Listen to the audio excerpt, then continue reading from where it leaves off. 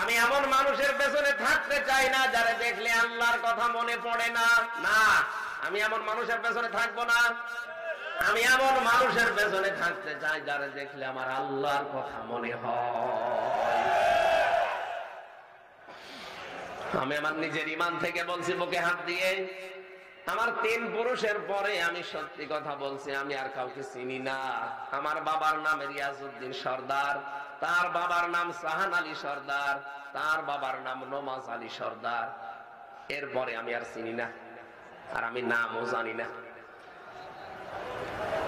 কুমিল্লাবাসী খোঁজ নিয়ে দেখবেন, কুষ্টিয়াতে আমার যে বংশ, সর্দার বংশ, এই 3 পুরুষের পরে আমার মতো হামজা আর জানা নেই।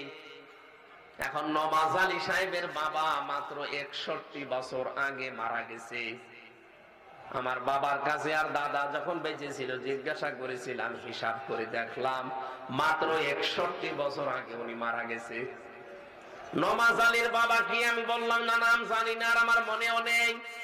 ওই লোকটা যদি এখন কবর থেকে উঠে আসে, কুষ্টিয়ার আমার ওই যে ভিটা আছে, 2 তলা বাড়ি আছে, যদি বলে এটা আমার, এই ভিটা আমি বানিয়েছিলাম, বলেন তো ওনার দাঁত মুখ খুলে ফেলবো না? না, আমি হাসির জন্য বলছি না, দাঁত মুখ রাখবো। কোন কারণে আপনি দাবি করেন যে ভিটা আমার? আপনি কে? আমি তো নমাজ আলীকে চিনি না, আর আপনি বলছেন যে আমি নমাজ আলীর বাবা।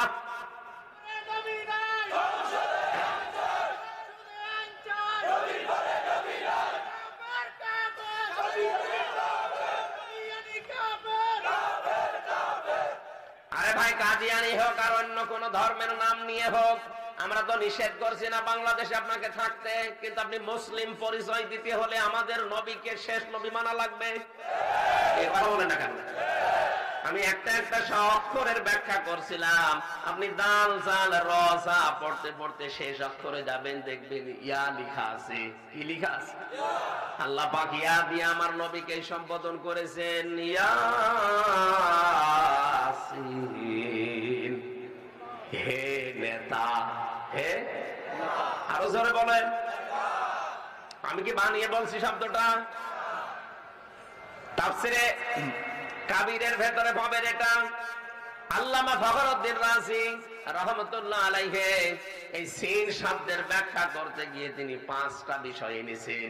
তিনি বলেন, সিন মানে সাইয়্যিদুল আলামিন, সিন মানে সাইয়্যিদুল বাশার, সিন মানে সাইয়্যিদুল কাউনাইন, সিন মানে সাইয়্যিদুল আম্বিয়া, সিন মানে সাইয়্যিদুল মুরসালিন। বলেন আল্লাহু আকবার। আল্লাহ জানাতে চেয়েছেন তামাম দুনিয়া, তামাম জগৎ যা আমি বানিয়েছি, যেখানেই থাকো আমার নবীকে নেতা মানা লাগবে। নেতৃত্ব এই শব্দটা বাংলা মনে হলে ওটা বাংলা না। এই শব্দটা এত গুরুত্বপূর্ণ। এই পৃথিবীর ময়দানে যাদের নেতা ঠিক হবে না, কান খাড়া করে শোনেন মুসলমান, শুধু মরতে দেরি হবে, আপনি জাহান্নামে যেতে আপনার দেরি হবে না। সূরা হুদের 98 নম্বর আয়াতে পাবেন। 12 নম্বর পারা 12 নম্বর পৃষ্ঠার 1ম নম্বর লাইনে আছে, ইয়াকদুমু কওমাহু ইয়াওমাল কিয়ামাতি ফাওরাদাহুমুন নার ওয়া বিইসাল বিরদুল মাউরুদ। রব্বুল আলামিন এই আয়াতটা যদিও ফেরাউন সম্পর্কে নাযিল করেছেন, আমি যত তাফসীর দেখেছি সব মুফাসসির আয়াতের ব্যাপারে সামারাইজ করে এক কথাই লিখেছেন, যেই দলের নেতা জাহান্নামে যাবে ওই দলের কর্মীও তার সাথে জাহান্নামে যাবে। এটা আমি বানালাম না। যারা তাফসীর পড়তে পারে বোঝে, ওদের জিজ্ঞাসা করে নেবেন বাড়িতে যে। এবার আপনার বিবেকের কাছে আপনি প্রশ্ন করেন তো, বসো বসো,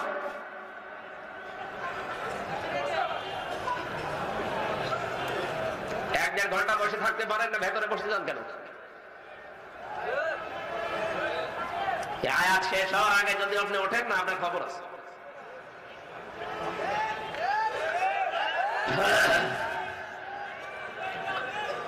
বিবেকটা কাজে লাগাবেন আজকে।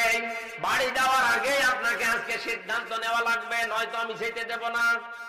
গেট বন্ধ করে দেন। না, আপনি কেন আসলেন? রাত 10টা 10:30 পর্যন্ত আপনি জেগে থাকবেন না। আমি সময়গুলো বেকার নষ্ট করাতে চাই না। আপনি যদি জাহান্নামে যেতে চান চলেন, 2 লাঠি দিয়ে আপনাকে আরো জোরে দিয়ে আসি, কিন্তু আমি আপনাকে যেতে দেব না। আপনি আমার আপন ভাইয়ের চাইতেও বেশি, আপনাকে আমি জান্নাতে নিতে চাই। কোরআন পড়ে, কোরআন হাদিসের চোখ লাগিয়ে সত্যি আমি এটা দেখতে পাচ্ছি। ইয়াকদুমু কওমাহু ইয়াউমাল কিয়ামাতি ফাআওরাদাহুমুন নার ওয়া বিসাল বিরদুল মাওরুদ। যে দলের নেতা জাহান্নামে যাবে, ওই দলের কর্মী জাহান্নামে যাবে। আপনার বিবেকে এখন কি বলে যে আপনি যে দল করেন এই দলের নেতা জান্নাতে যাওয়ার মতো না জাহান্নামে যে বসে আছে? কার ভরসায় আছেন আপনি? এদের ব্যাখ্যায় আমি আরেকটা আয়াত পেয়েছি, ওটা সূরা বানি ইসরাঈলে আছে 15 নম্বর পারা 8 নম্বর পৃষ্ঠার 3 নম্বর লাইনের 71 নম্বর আয়াতের প্রথম অংশে আছে। আল্লাহ রাব্বুল আলামিন বলেন, ইয়াউমা নাদউ কুল্লা উনাসিম বিইমামিহিম। কিয়ামতের দিন আল্লাহ যখন বিচারের সিস্টেম আরম্ভ করবেন, প্রথমে আপনাকে একা ডাকবেন, আর দ্বিতীয় ধাপে আপনাকে আর একা ডাকবে না, এবার ডাকবে আপনার নেতার সাথে। ও বাংলার মুসলমানেরা, কি বলে আপনার বিবেকে যে নেতার পেছনে আছেন, খালি চা দেয় আর বিড়ি দেয় আর সিঙ্গাড়া দেয়, খেয়ে লাফান? এই কথা চিন্তা করেন না যে কিয়ামতে এই লোকটার সাথে আমার ওঠা লাগবে। এর যা চরিত্র কেউ না জানুক, আমি তো জানি। রাত 10টার পরে যার ঠিক মতো পা মাটিতে পড়ে না, কথা বলছেন না, রিকশা সিএনজি ছাড়া যে লোকটা বাড়িতে যেতে পারে না, খেজুর গাছকে ধাক্কা দিয়ে বলে, মিয়া ভাই সাইড দেন, আর কতক্ষণ দাঁড়াবো? আমি কি বেশি করে ফেললাম? এরকম নেতা দেশে নেই, এগুলো মাতাল। বলেন, এই মাতালের পেছনে আপনি আছেন। কিয়ামতের দিন আল্লাহ দেখবেন ঠিক আপনাকে ডেকেছে ওই মাতালের পেছনে। ওরে দেখলেই তো আল্লাহ রাগ হয়ে যাবে, আপনার পর্যন্ত আর যাবে না। এবার আপনি যা পারবেন করেন, চিন্তা ভাবনা করে সিদ্ধান্ত নেন। আরে ভাই, 2 দিনের দুনিয়া, খুব বেশি হলো আর 100 বছর পরে এই গালিমপুরে কেউ থাকবেন না। এই বিজরার এই ময়দানে আমরা কেউ এখানে নেই, নতুন মানুষ এখানে এসে আবাদ করবে। আমরা সব মাটির ঘরের বাসিন্দা। কথা বলেন ঠিক কিনা? কার জন্য কি করে জীবনটা আমি একবার জাহান্নামী হয়ে যাব? কোন কারণে? আমাকে আল্লাহ বিবেক দিয়েছিল, এই বিবেকটা আমি কাজে লাগিয়ে জান্নাতেও যেতে পারি, জাহান্নামেও যেতে পারি। রাস্তা 2টাই আমার সামনে খোলা আছে। এখন আপনি কি করবেন বলেন? সিদ্ধান্ত না নিলে সত্যি আপনাকে আমি যেতে দেব না। আজকে সিদ্ধান্ত পাল্টাতে হবে। আমি এমন মানুষের পেছনে থাকতে চাই না যারা দেখলে আল্লাহর কথা মনে পড়ে না। না, আমি এমন মানুষের পেছনে থাকবো না। আমি এমন মানুষের পেছনে থাকতে চাই যারা দেখলে আমার আল্লাহর কথা মনে হয়। আমি আমার নিজের ঈমান থেকে বলছি, বুকে হাত দিয়ে, আমার 3 পুরুষের পরে আমি সত্যি কথা বলছি, আমি আর কাউকে চিনি না। আমার বাবার নাম রিয়াজউদ্দিন সরদার, তার বাবার নাম সাহান আলী সরদার, তার বাবার নাম নমাজ আলী সরদার। এরপরে আমি আর চিনি না, আর আমি নামও জানি না। কুমিল্লাবাসী খোঁজ নিয়ে দেখবেন, কুষ্টিয়াতে আমার যে বংশ, সরদার বংশ, এই 3 পুরুষের পরে আমার মতো হামজা আর জানা নেই। এখন নমাজ আলী সাহেবের বাবা মাত্র 61 বছর আগে মারা গেছে। আমার বাবার কাছে আর দাদা যখন বেঁচে ছিল জিজ্ঞাসা করেছিলাম, হিসাব করে দেখলাম মাত্র 61 বছর আগে উনি মারা গেছে। নমাজ আলীর বাবা কি আমি বললাম না, নাম জানি না, আর আমার মনেও নেই। ওই লোকটা যদি এখন কবর থেকে উঠে আসে, কুষ্টিয়ারে আমার ওই যে ভিটা আছে, 2 তলা বাড়ি আছে, যদি বলে এটা আমার, এই ভিটা আমি বানিয়েছিলাম, বলেন তো ওনার দাঁত মুখ খুলে ফেলবো না? না, আমি হাসির জন্য বলছি না, দাঁত মুখ রাখবো। কোন কারণে আপনি দাবি করেন যে ভিটা আমার? আপনি কে? আমি তো নমাজ আলীকে চিনি না, আর আপনি বলছেন যে আমি নমাজ আলীর বাবা। এই হচ্ছে দুনিয়া। এটা কি আমি বাস্তব বলছি, আপনি মরে যান, ও তো 61 বছর আগে ফিরে এসেও তার জমি পাবে না। আপনি 50 বছর পরে ফিরে আসেন, আপনাকে এই গালিমপুর মির্জাপুরে ঢুকতে দেবে না। বলেন, এইরকম একটা দুনিয়ার জন্য আমার বিশাল আখিরাত আমি নষ্ট করব? আমি কি ওই যে জেলখানায় এক পাগল দেখেছিলাম, এই নোয়াখালীর এক পাগল জেল খাটতেছে, যে কি ওই যে ধর্ষণ মামলার আসামি মজনু, জেলখানা ঝাড় দিয়ে বেড়ায়। আমি কি ওই মজনুর মতো পাগল? না, মজনু মানেই কিন্তু পাগল। মজনু মানে কি? মাজনুন থেকে এসেছে। ও আসলে এক পাগল। ওর যে চেয়ার আছে, ওর যে বডি স্ট্রাকচার, ওর আমি একদিন থেকে জিজ্ঞাসা করলাম, ওই তোর তো শরীর চলে না, কাজ করলে কি করি? হুজুর আমি করিনি, আমি কিছুই জানি না।